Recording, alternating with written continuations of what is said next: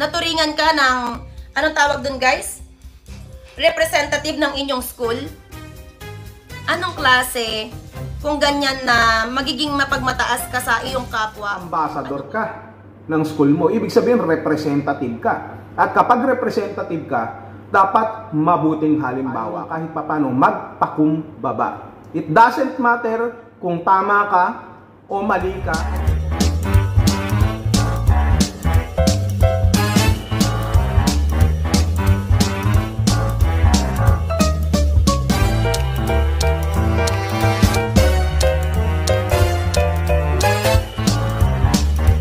Nung una pa lang no, na naging angel si Medit, napaka-amo pa ng mukha niya, napaka-simple pa niya na makikita at matatawag no. Talagang masasabi natin na pag ang bangaw nakatungtong sa kalabaw, akala mong napakataas na no.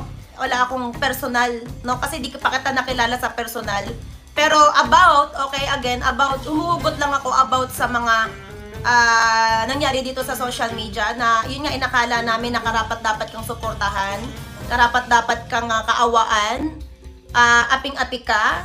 Yung mga pinakikita mo sa camera ay totoo, but nung nakita ko na, no, sa mismo kong na-find out ko na sa mismong experience ko na kasama ka sa mata namin, na kumbaga nakasalamuha ka na namin ano, kahit sa ano lang, sa messenger lang. And yun nga ano, sa maikli na mga pinagsamahan natin, wala naman ako ibang masasabi sa iyo, Medit, kung hindi wag masyadong mataas.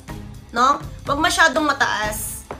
Walang masama na maging matatag ka, walang masama na maging matapang ka, kasi karapatan mo 'yan. Kung sa tingin mo talaga nababalahura ka, natatapakan ng pagkatao mo, 'di ba? Karapatan mo ipaglaban ng sarili natin. Doon lang talaga sa mga mali na ginagawa niya, doon lang sa mga maling desisyon niya, doon lang sa part na kailangan niyang baguhin. 'Di ba? Kailangan niyang baguhin. Ang masasabi ko lang bilang influencer, what kind of influencer you are. Ito, Medita, tandaan mo, yung sinasabi ko dito ay parang advice pa din sa'yo. Hindi ito pananapak sa pagkatao mo, kung hindi sana hanggat bata ka pa. No, hanggat bata ka pa, ituwid mo yung mali. As a social media influencer, tutol na tutol ako sa pag-uugali mong ganyan. No, sorry to say, mababanggit ko lang to, naturingan ka, okay? Naturingan ka na ambassadress, naturingan ka ng, anong tawag dun guys? Representative ng inyong school. Anong klase kung ganyan na magiging mapagmataas ka sa iyong kapwa? Anong klaseng influence ang gusto mong ibigay sa mga manunood mong kabataan na nag-follow sa'yo? Ano kaya masasabi ng school na pinapasukan niya na ambassadress pa naman din? Yan nga yun yung sinasabi ko din no? Naturingan ka pa namang ambassadress, naturingan ka pa naman na representative ng iyong school, tapos ganyan yung iyong pag-uugali. Bravo MJ, bravo! Ikaw talaga ang original na bunso. Lalo pa noon sa Kalingap. Alam mo ba, Medit, na si MJ muna ang naging bunso bago naging ikaw? Hindi ako nagtataka kung bakit kapag bunso talaga, mga pasaway. Ayos ba, bunso MJ? Pero alam mo, Medit, makinig kang maigi kay Bebe Michelle. Baka magselos naman si Bebe Bopil. Ito ay content lamang, Bebe Bopil. Huwag kang magselos. Itong si MJ Michelle ay marami ng pinagdaanan. Labas-pasok na sa Kalingap. At hindi lamang yan, marami na rin siyang sinalo ng mga bomba, mga bala ng kalaban, at bala na rin ng Kalingap. Siya na rin ang nagsabi, manhid na siya. Wala na siyang maramdaman. Wala na akong maramdaman. Parang ganon.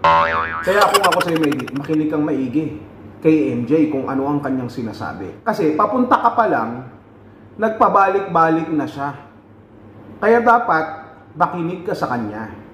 Napagdaanan niya na At alam niya na eksakto kung ano ang mangyayari sa iyo kapag hindi ka nagbago, kagaya ng kanyang sinasabi. Medit, makinig ka sa ate mo. Pakinggan mo siyang maigi. Parehas naman kayong maganda. Parehas kayong maganda. Kaya dapat maganda rin pareho ang inyong imahe.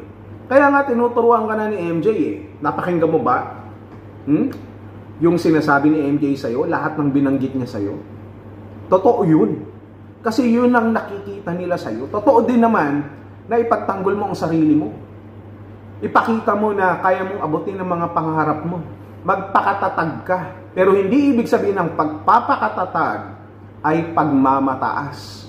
Magkaiba ang pagmamataas sa pagpapakatatag. At ito lang ang paalala ko sa iyo, Bebe Medi. Bebe na rin kita. Total, bunso ka rin naman. At sa tingin ko, pag nagbago ka, may pag-asa ka sa akin. Ayos ba? Medit. Doon sa sinabi ni MJ na we need to be a good example, an influencer to other people, especially dun sa mga kabataan, na kung ano ang maiaambag natin sa kanila, maituturo natin sa kanila, maipapakita natin ng magandang halimbawa. Kasi ang problema dito, tama nga naman, scholar ka ng school. Tapos, ambassador ka pa. Hindi ko alam kung anong tawag dyan, ambassadress or ambassador, basta ambassador ka ng school mo. Ibig sabihin, representative ka. At kapag representative ka, dapat mabuting halimbawa ka. Regardless kung anong pinaglalaban mo, hindi mo naman pwede kasing sabihin dun sa school nyo na, sorry po, marami pong nambabas sa akin. Kaya sumasagot lamang po ako. Sorry po, kasi karapatan ko naman pong sumagot. Kaya po, sumasagot po ako sa kanila, kahit wala po akong kasalanan. Hindi mo pwedeng sabihin sa school yun para manatili ka bilang representative ng inyong eskwelahan. No, no, no, no. Ang masama pa niyan, kapag hindi ka nila lalong naintindihan, ay baka mawala pa yung scholarship mo. Kung sakasakali, mawala ang pagiging ambassador mo. Mawala ang pagiging representative mo ng school sapagkat iniisip nila yung imahe ng kanilang school na iyong inire-represent. Hindi nga naman magiging maganda kapag yung representative ng kanilang school, especially sa mga kabataan, bilang kabataan, ay nakikipag-away sa social media, ay nakikipagsagutan sa social media, ay nakikipagtarayan, nakikipagparinigan sa social media. Kahit ano pa yung pinaglalaban mo, kahit sabihin mong nasa tama ka, kapag hindi na maganda ang nakikita nila na sagutan na kinabibilangan mo dito sa social media, hindi ka magiging mabuting halimbawa. Bakit? Napagdaanan ko rin yun eh. Tandaan mo, alam ng lahat, galing ako ng Star Magic. Marami akong ini-endorse na produkto kagaya ng Bench, Pen Shop, Timberland, Nike. Lahat yan ini-endorso ko. Pati mga beauty products na pampagwapo, ini-endorso ko. Kumikita ako ng malaking salapi dahil kumikita rin sila sa akin sa pamamagitan ng pagmumukhang ito. Sa pamamagitan ni Direk Noelsa. Pero dumating ang pagkakataon na hindi maiiwasan bilang mga imperfect person na kagaya ko. Hindi ako nagmamalinis. Marami akong nasaktan. Nag-break kami ni Catherine Bernardo bago naging sila ni Daniel Padilla. Naging kami ni Julia Montes, Lisa Soberano at marami pang iba. Lahat ng yan, although personal, behind the camera ko yan nagagawa. Subalit, lumabas yan sa mainstream at kahit hindi ko naman talaga kasalanan kung bakit ko sila iniwan lahat, ay hindi pa rin magiging magandang imahe para sa kanilang produkto na aking nire-representa. Yun ang ibig kong sabihin. Hindi ibig sabihin na may pinaglalaban ka, kailangan mo ng sumagot dito sa social media.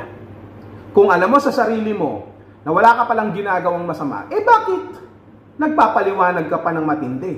Bakit panay pa ang paliwanag mo na may pasaring? Pwede ka na magpaliwanag, isa, dalawa, tapos na. At sabihan mo rin yung mga iyong taga-suporta na payuhan ka ng tama.